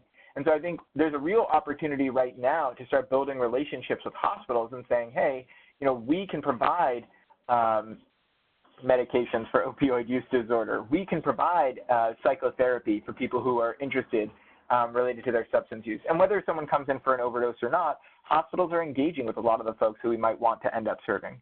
Harm reduction service programs, I'm thinking particularly of needle exchange, syringe exchange programs, but also naloxone, places that do naloxone distribution in the community. I think those are programs that one of the benefits of building relationships there is they're seeing the folks who might not be ready for abstinence, but when they are, where are they going to want to go? Or might not be interested in making any changes, but when they are, where are they going to want to go? And by building that relationship with the harm reduction community, I think there's a real opportunity for treatment providers to help kind of lay the path for where people might want to end up. Other places where I've seen people go out into the community, relationships I've seen them build, if there's schools in your area, if you're serving adolescents so that they know here's a resource in the community, you want people to know that you're out there and that you're working specifically with adolescents. I think particularly with adolescents, you know, high school age kids, they're going to want to know that you have some expertise with that population. Libraries as well. I think libraries are a really common site where a lot of substance use happens. Another area that you start to see people being more and more aware of kind of the impact of overdose and substance use in libraries. The legal system, so sometimes this might involve, you know, we might already have connections with like DUI, probation officers, that sort of thing, but I think other aspects of the legal system, so there might be programs. So for instance, I'm not sure what the setup is in terms of like mental health or drug courts in Florida, but I think those are different options where we kind of want to be on that short list of options of by connecting with public defenders, by connecting with judges, by connecting with, sometimes there's like treatment alternative programs to let them know that we're out there and to sort of build that relationship. And again, you know, in all of these instances, I think it makes our jobs easier if we are not the sole provider of support to the people that we're working with, right? If we're working in tandem with a whole team of people. And then last, public benefit officers and service centers. So whether we go there on a regular basis, whether we just kind of have their information, if someone comes in and they're maybe eligible for SSI or for Medicaid, or if they're eligible for food stamps, knowing who we can refer them to, knowing who, oh, I applied for this and I haven't heard back, who's the person in the public benefit office that you can contact and get a straightforward answer about, you know, what's happening with this person's application. Building up those relationships, I think, is really important, and all things that I think outreach workers really help us do. And again, you know, if you don't have someone specifically dedicated to this role, I think probably a lot of the counselors who are doing this work also end up kind of making these connections as well. The handout that you all got, or that you can download as part of this training, is called a Community Partnerships Action Plan. It's the name that I made up, but I think it sounds really good. and I think just generally, I provided this as a way for us to start thinking about how do we do community outreach, and who do we need to do community outreach with. So you might have kind of organizations that you're already in communication with. And I think those organizations can help connect you to other folks as well. But so just go ahead and if you have that printed out or when you have a chance, print that sheet out and write out, who are the people who I talk to that are in the community that really can help me find either good referrals, that can help me locate someone when they're having a hard time and maybe disengaging from services, that can provide me some supplemental information to help me understand better what's going on with this person, or who have the resources that help my client, right? And so I think of especially folks who are mandated for DUI or required to participate as a condition of like parole or probation. Like, who is the person that you can talk to in the court system that will help them resolve their case, that has the answers of kind of what steps do you need to follow to help this person kind of move off of probation or parole. And sometimes it is the probation or parole officer themselves, but usually there's other people that are kind of more on the court side also that I think of. So then that kind of leads to the question of who else do I need to be talking to, right? Who are the organizations to do outreach with? And again, take some time, like do some brainstorming. I think this is a good team activity also is, the next time you have a team meeting is who are the people who are serving our potential participants that we aren't reaching right now, or that we are reaching right now, but we could be doing a better job of engaging with. And then last, information to collect. So this, I think, is sort of, instead of thinking of it from the organizational level, what are the barriers or the issues that that your folks usually run into? So, is it that they're in your program, but they don't have enough money, they can't get a job? Is it that they're having trouble applying for benefits they might be eligible for? Is it that they need help looking for permanent housing? And I think there's a really great opportunity to try to connect.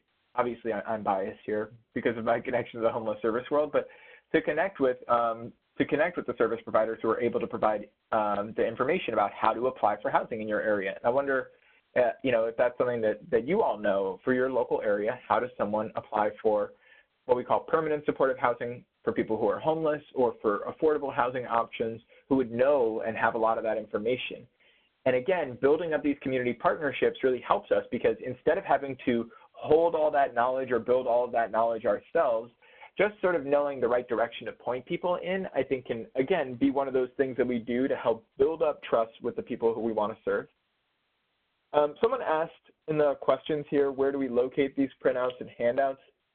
I believe what Diane had said at the beginning was that you can find those by going to the initial page that you used to launch this. Diane, I don't know if you want to provide a little more direction on where they can find the handout as well. It's located where you joined the webinar. It's going to be underneath the description. If you cannot locate it, please notify me at dperez@fada.org, and I'll email you. Thank you. Great. Thank you, Diane. That was a much better answer than I gave. Okay, so that's our Community Partnerships Action Plan. I'd encourage you all to check that out and to spend some time with it, and I think even just having that for reference is something that can be really useful for us, just so we're not like digging through phone numbers and trying to figure out who am I supposed to talk to when, but kind of having it condensed and all in one place. Hopefully you find that useful.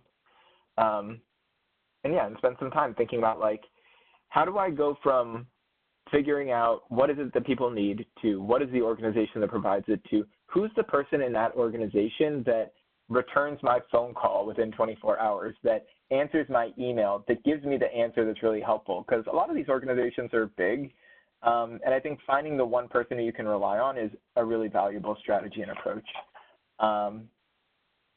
So here we're going to kind of spend the last portion of the time that we have talking about a little more detail about the stages of outreach and engagement. And so again, this is getting more into the details of how you would do outreach back with individuals.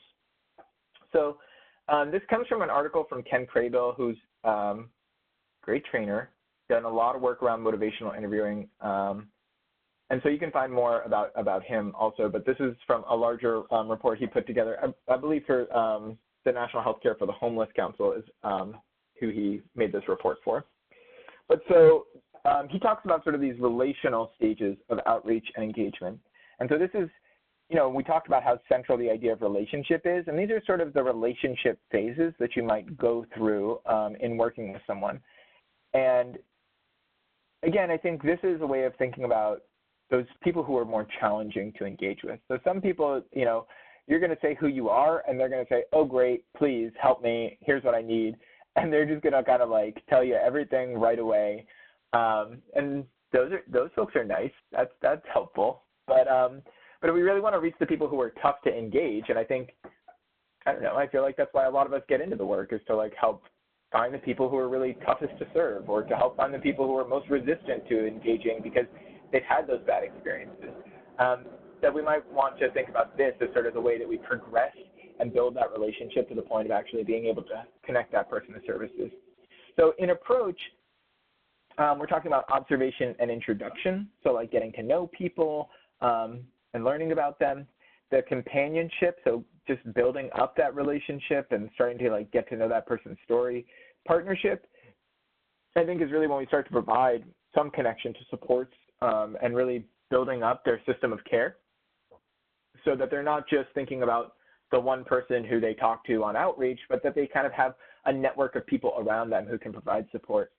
And then last, mutuality, which is really about kind of seeing people as our fellow community members and kind of rounding out our relationship by helping them become more integrated into the supports and the community that's around them. So in the initial approach, some of the considerations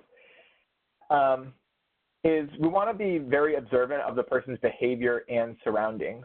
And what I will say is you can approach with caution and you can be mindful, but I would also encourage you to not be fearful, because sometimes, I'm thinking of one person who I approached one time who, when I was walking up to them on the street, they were definitely responding to some type of internal stimuli. They appeared to be talking to themselves, and I approached cautiously, and I definitely gave them a respectable amount of space, right? Just like I said before about treating it like it was that person's home. I treated the bench that person was sitting on as their home. So I didn't want to come barging in, but stood at a respectful distance and asked them how they were doing and what was going on, and they kind of came to and made eye contact with me, and we had a conversation. And so don't let just your assumptions necessarily throw you off, because you can be surprised that the people who might seem like they kind of have a lot going on can really appreciate and feel really grounded by the opportunity to engage with somebody. Again, when they're used to being passed by, I think that can make a really big difference. Along those lines, you want to approach from a visible route. Don't try to sneak up on someone. That might sound obvious, but really, like if someone is out in a park, for instance, I try to give them a lot of space to see me coming. I try to approach at a reasonable pace. I don't want them to be thrown off or concerned about why I'm approaching them. And I think in general, most of the time when people approach someone who especially is out in the community or experiencing homelessness, they're usually being approached to be told to move, to get out of the way, to do, they're kind of used to probably more often than not being bossed around when someone's approaching them. Don't wake anyone up. Just like you wouldn't, ring someone's doorbell or like walk into their bedroom and wake them up, we want to like treat it the same way. Especially for people who are homeless, sleep can be so hard to come by. And so when someone is asleep, let them sleep. If you have a flyer, you can leave it with them with like whatever other resource you have, the bottle of water, whatever it might be, come back another time. Again, going back to the idea about successful engagement, you're better off not engaging with that person in this situation than you are doing something that might make them never want to talk to you again. Respecting the idea of the 3 homes, which I really like as a concept, but the 3 homes are, the person's the personal space, their physical space, so not just them personally, but Do they have belongings? Do they have kind of a little area blocked off for themselves? And then the community in which they live in. And so how do you engage in that space? You want to introduce yourself and your role and organization. I find it's because people are going to be skeptical when you walk up to them out of the nowhere. I think it's really helpful to kind of practice, what's my pitch to this person? So you might say like, you know, hi, my name is James. I'm from the Behavioral Health Center down the street.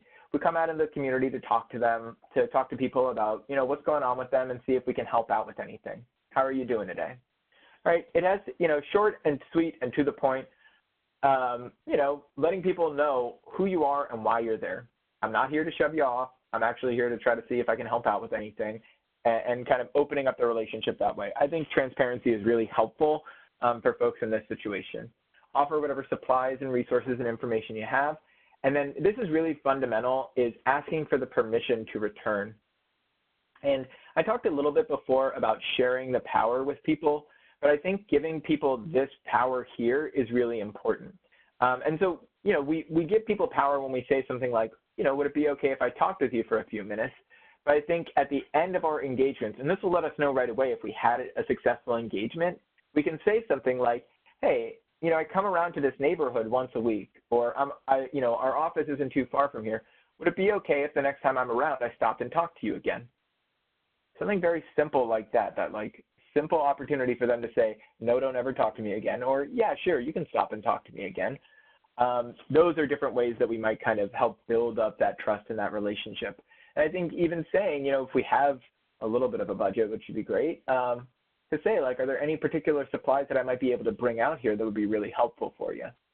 And finding out what those little things are that we might be able to help out with. Again, the observation is it's not just us, it's the people who are around them as well, right?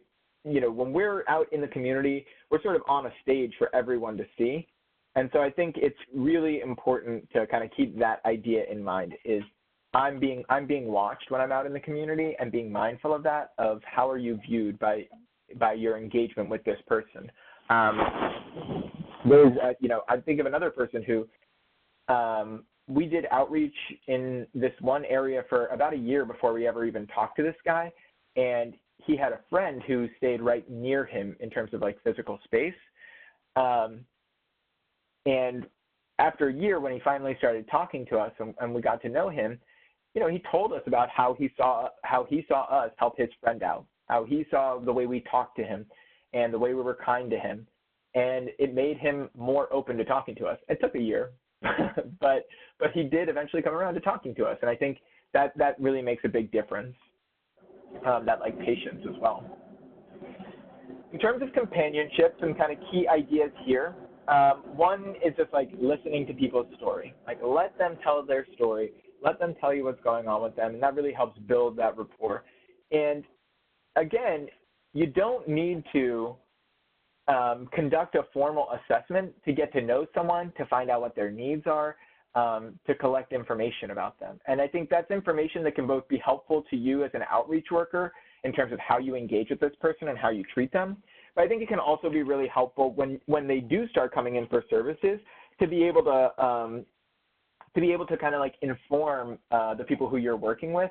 Oh, here's some of the things that I know about this person because I've built this relationship with them. I think you can be a resource to the treatment providers once that person does start engaging. Relationship building activities, we've touched on this a little bit, but to just say the little things that you can do for someone, whether it's listening to them or helping them find the resource they need, are kind of really important to building trust and relationship. Being consistent, and that includes, like I was saying before, about come back when you know, at a consistent time, be consistent in that way, but also do the things you say you're going to do, right? If you say you're going to make a phone call for someone or come back with the thing that they asked for to provide information for them, that's really useful. Exchanging contact information, and for folks who may not have a phone, either helping them get some type of, I know there's like the free government phones out there, but helping people either connect to that resource or finding out like, well, you know, if you're not here, what other places do you usually spend time? What are some other places I may be able to find you? And I think even showing that level of interest really starts to say to someone, well, wow, this person really cares about me, right? That they want to come and find me to help me out. And people will tell you what their needs are, just like let them set the pace, I think is kind of the key idea with that last point. In terms of building the partnership, we've kind of like moved through these phases. So identify, setting up, transitioning, and then facilitating. So again, partnership is a really valuable aspect of working with people. So just by talking to people, and I think, like I said, people will tell you their needs. You don't have to say, what do you need help with? I mean, like, some people are going to open up right away. Some people will take some time, but just saying, like, how's it going? How are you managing out here? What are some of the things that are helping you out? And I think that's something that I've found really illuminating, is just talking to people about what resources they're already using, because that helps us know what resources might be helpful for the people who we serve, but it also helps give that person a little bit more power, right? It says, like, I don't assume that because you're homeless or because you don't have all your needs met, that you're not capable of taking care of yourself. I know you're figuring some stuff out because you're getting by somehow. And so help teach me about what's helpful for you. I think that's a really useful starting point. And I think from those relationships, we might start to get a better sense of what people's long-term goals are. Setting up regular meeting times, and I think offer to meet with people in your program space. People might appreciate, I think especially like in a Florida summer, people might appreciate being able to sit inside in the air conditioning and just like chat with someone. So like offering that up, like, hey, if you ever just want to like come hang out in our like waiting room, like we have water, we have coffee, we have magazines, like you can just come sit there and we can have a conversation there sometimes. And you can kind of get out of the heat for a little while. But it might just be, again, meeting with people in community on a consistent basis. And then, again, this transition and facilitation, as we start to like help people find the long-term providers they're looking for, or maybe connecting them into our treatment programs, being there for those first appointments, right? And if you have a really good relationship with someone, you might sit in the intake meeting, or like in the intake meeting with them. You might offer to be there when they complete their first treatment plan or whatever it might be. And again, your relationship and your knowledge about that person can be really useful in that moment, because they might be talking to, this counselor, this new counselor who is essentially a stranger to them, and they might not be remembering all the things they've told you about the things they want to help out with, or they want help out with. And so you can kind of prompt them or support them in that way and be like, hey, I know you've mentioned this before. Is that something you might be interested in putting on a treatment plan? And a lot of people, especially if it's their first time ever completing a treatment plan, coming up with goals is a really challenging thing. Like, most of us don't have to put into words and put pen and paper to what our goals are.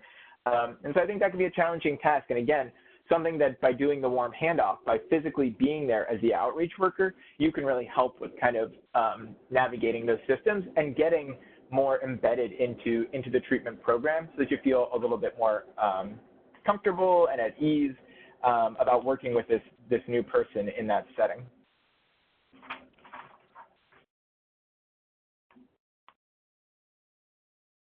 So the last thoughts here are about mutuality. And I think, to me, one of the most important things about mutuality, I think this can be a real challenge and something for both outreach workers and the kind of in-house providers to think about, is there is a greater degree of flexibility that an outreach worker provides. And that's really useful for engaging someone who is vulnerable, marginalized, someone who has had a hard time engaging, right? What aspects of that flexibility can the provider incorporate into their work to help keep that person engaged? And what are the parts of the flexibility that the person might be giving up that are going to be a real challenge for them? And so I think that's an important thing to consider. And then also, kind of along those lines, letting people know that as an outreach worker, for instance, like, hey, even if this referral doesn't work out, right? Even if you don't like this psychiatrist we set you up with, you don't really enjoy coming to the groups or whatever it is, like, I can reconnect with you. So it's sort of this balance of, you want to help that person make the connection to other services, and you also want to let them know that if those services don't work out, they can come back to you, and you can try again somewhere else.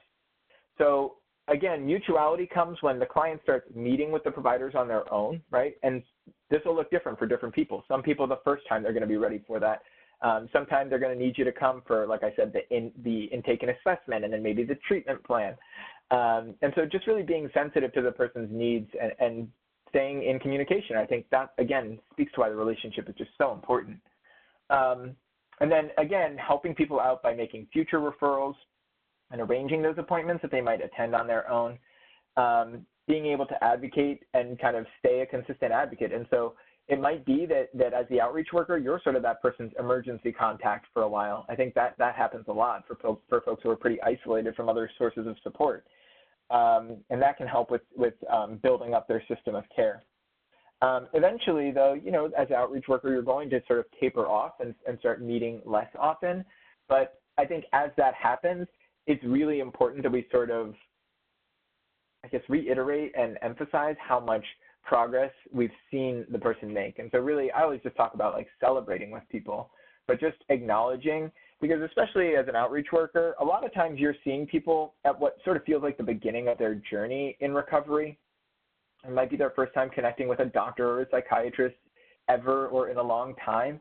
And so they really are sort of at this starting point in some ways. And so you're not always going to be able to see it through, and that person who you're working with might not feel like they've accomplished anything, right? They themselves might feel like, well, all I'm doing now is like showing up or coming to the door. And I think really reinforcing how much bravery it takes for that person to get to that point is a really valuable thing that outreach workers can do as we start to kind of transition people into working with other folks.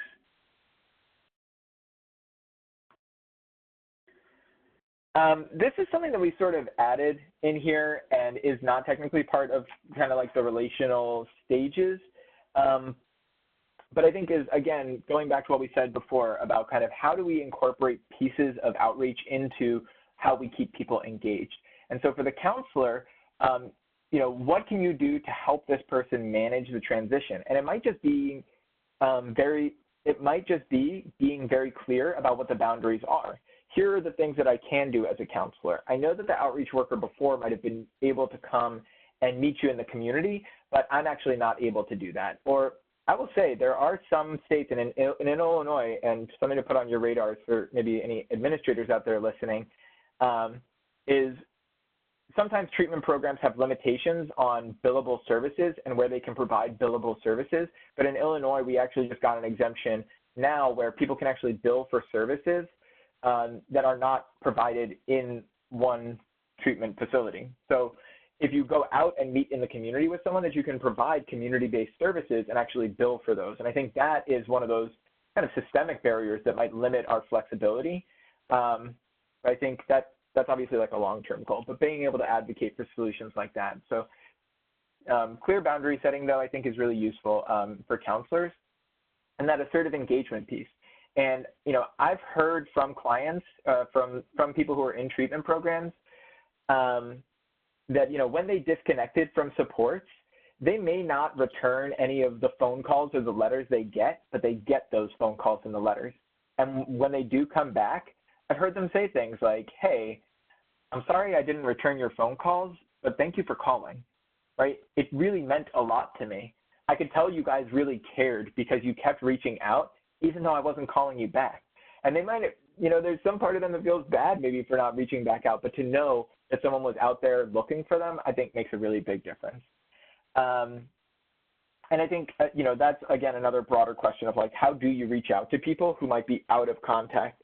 So yeah, I think the other thing in terms of that outreach piece is then like, how do you reach out to people who have maybe been, have completed treatment?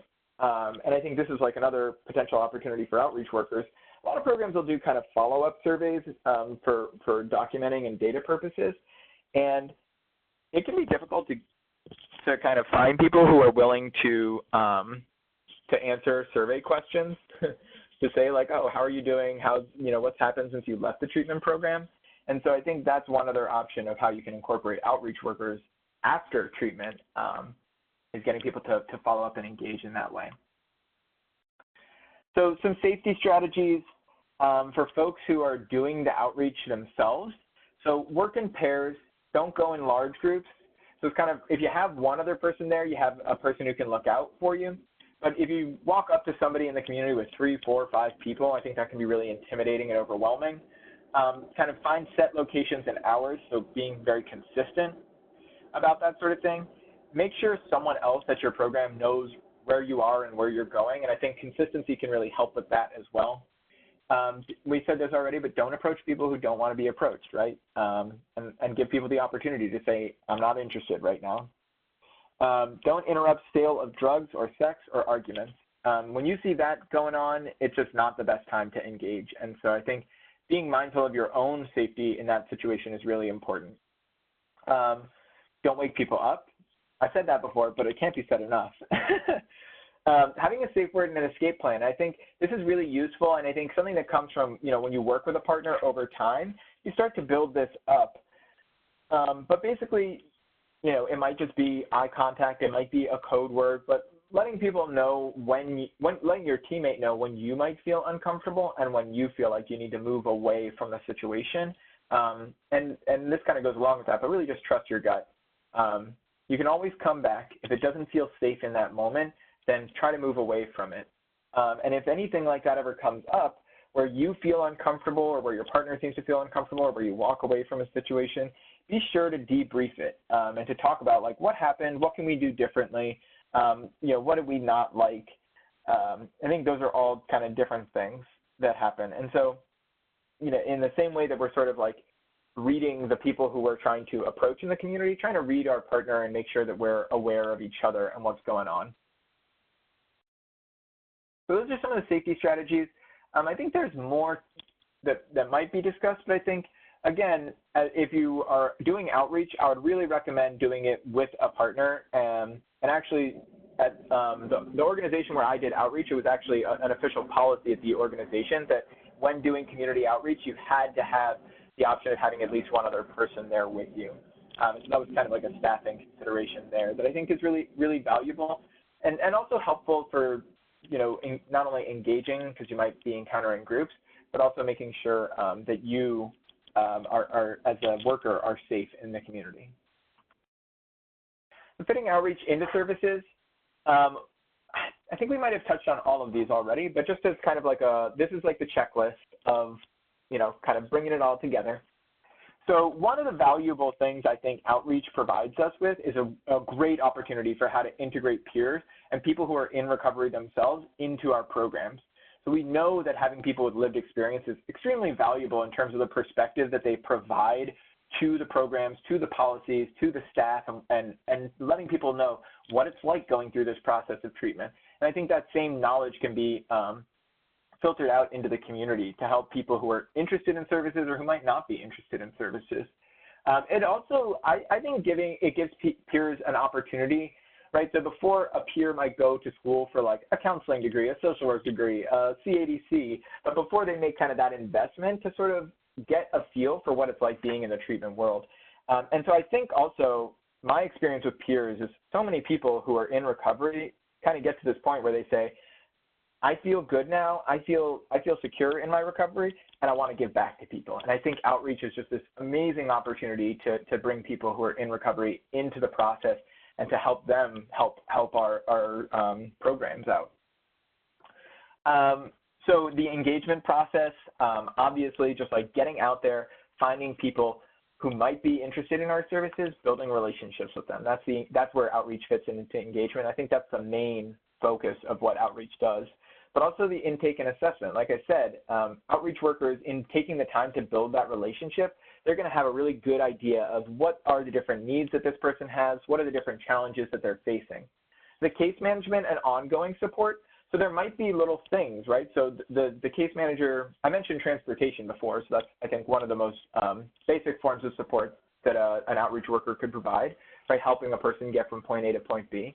But it might be that, a counselor in between doing treatment plans and progress notes and managing groups and facilitation and all those other things and individual groups and discharge plans, right? Between everything that a counselor might have going on, they might not have the time to sit down and help someone walk through the application process for a free ride bus pass, or to fill out this application for a housing program, or for you know, an apartment unit, or to make the phone call to a certain person.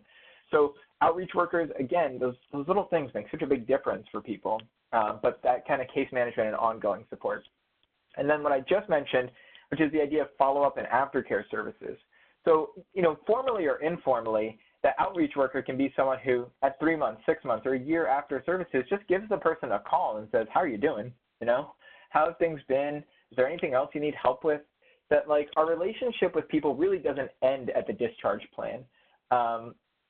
I think for most of us, we can relate to this idea that I think we think about the people we serve more than they think about us sometimes. And so I'm sure we've all had that experience of that person who, like, you know, gets on, like, gets through our program, completes care, and then we sort of wonder, like, whatever happened to them, you know? and not just purely for our curiosity, but I would say in the name of providing, like, better support and also getting data that can help us know, you know, how effective long-term are our services, I think outreach workers provide us a way to get in touch with those folks. So for instance, you might have a discharge survey that you're using, or like a follow-up, sometimes follow-up plans is what they're called, where you call someone at 3 or 6 months, but if they don't answer the phone, then you don't get the data and you don't get the information from that person. So what are you doing as a program to kind of go that extra mile to make sure you're not just hearing from the people who answer the phone, but again, going back to that idea of who are we missing, how do you get to the people who, you know, don't answer the phone, or their phone's disconnected, or, you know, you can't find them otherwise. I think that's a really important opportunity. So I'll just wrap up. So these are some of the things that I listed on here as like things that I think are like outstanding questions, and I think things for us to potentially think about within our programs when we're doing outreach. So this is sort of a list that I came up with, but I'll just leave it here. We got about 5 minutes left. Are there any outstanding questions that people have, things they'd like to talk about related to outreach?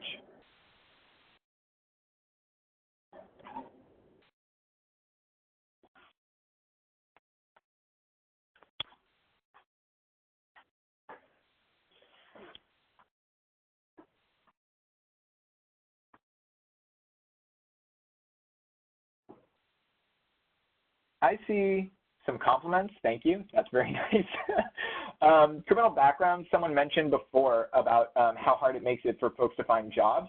I will say there are specific programs out there, and again, going back to this idea of community partnerships, who are the people who are helping someone with a felony or with a criminal background find employment? And I think that's actually a really great example of the kind of work we can be doing to be doing community outreach. Is yes, there are employment services, but who's the employment service provider that is working specifically with people with a criminal background? Because that's what I need for my program or for the people who we're serving. So thank you for bringing that up. That's a great point. One concern that I've heard from people is this concern that, oh, if I call someone who's not showing up, they're going to feel like I'm harassing them. I mean, don't call back to back to back to back. But I think, like, you know, setting a time frame, like calling at least once a week when someone disconnects from services, I think those would be a good option. So a couple questions that just came in. So what would be your suggestion to replace MAT? The language, and so this isn't like this is what's kind of out there. Pharmacotherapy, which I don't like because I think it's a mouthful, but is kind of a weird thing to say. Medications for opioid use disorder, I think is pretty straightforward. Medication-assisted recovery is the other language, and I don't know the incorporation of the word recovery in there. I think because it's different from medication-assisted treatment, it just kind of gets people away from their old ways of thinking. But so those would be the options: medication-assisted recovery, medications to treat opioid use disorder or to treat alcohol use disorder, depending on the person. And so those are some options there. Another person put, if you're trying to start outreach but you're new to the area, do you think this is a good idea? Having an accountable partner is good, but what if no one in the agency wants to do this? What would you suggest? So I think a few things here, starting with community. So figure out, and so if you're one person and you're interested in doing community outreach and it's something that maybe your supervisor is supportive of, so, you know, one thing I didn't mention in the safety considerations is what time of day you go out can make a really big difference. So earlier, I always preferred going out earlier in the day. I was more likely to catch someone who was sleeping, but I was less likely to catch someone who was very intoxicated. You know, so sort of the balance there of being mindful about when you do your outreach. So it's not to say you can't do outreach alone, but I would recommend trying to find a partner. And if you don't find a partner within your organization, trying to figure out who else is out in your community that's doing outreach. And I would start with homeless service providers, and maybe just start by saying, do you have an outreach team? Is it an option for me to kind of come along with them? So I think that's a good question. And I think just like the other thing I would say is fixed site is also a good option for a soft introduction into outreach. Is if you just start showing up at the soup kitchen and people are like, who are you, what are you, or you make an announcement at the start of the meal like, hey, I'm here from the local like treatment program. You know, if you want any information about our program, I'm happy to provide it. But also if you're looking for other resources, I'm happy to just talk, you know. Let's see. Engaging with people who are intoxicated, I think, is a question. And again, it goes back to like personal comfort and safety. I think that as an outreach worker, we shouldn't just not talk to somebody because they are intoxicated. In fact, that's an indication that this might be someone who we could work with. So you know, that actually can be a positive thing in that way. But trying to make a judgment call of, you know, is this person intoxicated to the point where they can't hear me, they can't understand me, or they can't, you know, stay safe in this situation? Or is this a person who I can actually have a conversation with? And I think being sensitive to that. Measuring the impact is the other thing I think is really tough with outreach. Is it's hard to say, oh, if I do outreach for X number of hours, we're going to get this many clients in. And so I think having realistic expectations about what that will look like is really important as a program. I think we've touched on some of these other ones already, like not interrupting illegal activity and how do we feel about working with people with non-abstinence goals and finding ways for our services to be reimbursable. I would just say, I think that the best practice of outreach can really be integrated with all these other ideas we're using: motivational interviewing, trauma-informed care, harm reduction, active listening, being client-centered and solutions-focused. I've tried to touch on all of those throughout the training, the webinar today, but I think you should be able to use these practices in outreach so that when someone comes into your program, it feels more familiar to them. It sort of sets the stage for what they can expect. The last is, you know, as you go out today, take a moment to reflect on, you know, what came up in the webinar and what sort of things you think are important, and maybe one specific thing that you'd like to change about when you go back to work, maybe how you can incorporate outreach principles into your work. I'm going to work through and just kind of click through and show you some of the resources here, some of the studies that were referenced, some of the resources. So one other question: how do you feel about offering incentives to increase the likelihood of clients' participation? Any inexpensive suggestions? So there is, I think I've mentioned, in another webinar, I mentioned about there is some evidence about even just providing very minor financial incentives can actually make a big difference in terms of retention, as low as like $1 per meeting. But that's not always realistic for everyone. So what I would say is I always stuck to like basic necessities that people needed, like food, water, you know, just having snacks and having coffee, those kind of things. People like coffee, you know, those are like the basic things people are looking for. Again, some more resources here. If you're looking for them, you see the recovery-oriented language guide there. The NASM, that's a longer study. There's a few resources in here that'll give you some more detail about outreach practices, some resources from SAMHSA as well, and that article there that talks about the different programs providing outreach. Here's where you can find that article I mentioned about Vicari and Little, where they talk about kind of the relationship with drugs. I think that article is really useful and not too long either, so you can get a lot out of that one. And then that's all I have. Feel free to visit us on our website, practiceforprogress.com or harmreductionjames.com. Thank you so much for attending today. I really appreciate having the opportunity to talk to you all. Thank you, Mr. Kowalsky, for your time and your expertise today.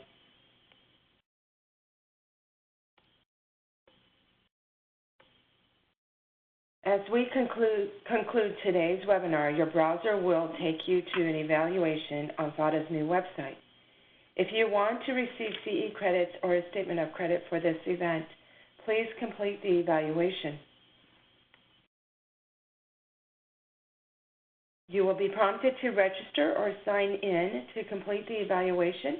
You can register as a visitor at no cost. For CEs to be reported to CE broker or for Florida licensed healthcare practitioners, you must provide an accurate Florida Department of Health license prefix and number the first time you register. After you register or sign in, you will be directed onward to the evaluation. You may consider using the same email address when you register for webinars through our WebEx link and when you set up your profile in VADA system. This helps connect your attendance and your profile. You will get a second opportunity to complete the evaluation through a follow-up email later today. In about 30 minutes, the sender will be Messenger at WebEx. Evaluation will close at midnight on Monday, April 15th. We do not email statements of credit. Instead, after we verify attendance and completion of the evaluation, a statement of credit will be generated as a journal entry within your profile. This will not happen until after Monday, April 15th. Thank you for participating in today's webinar. We'd also like to recognize and thank especially the Florida Department of Children and Families Office of Substance Abuse and Mental Health for funding today's education. Have a great rest of your day, and please hold for the evaluation.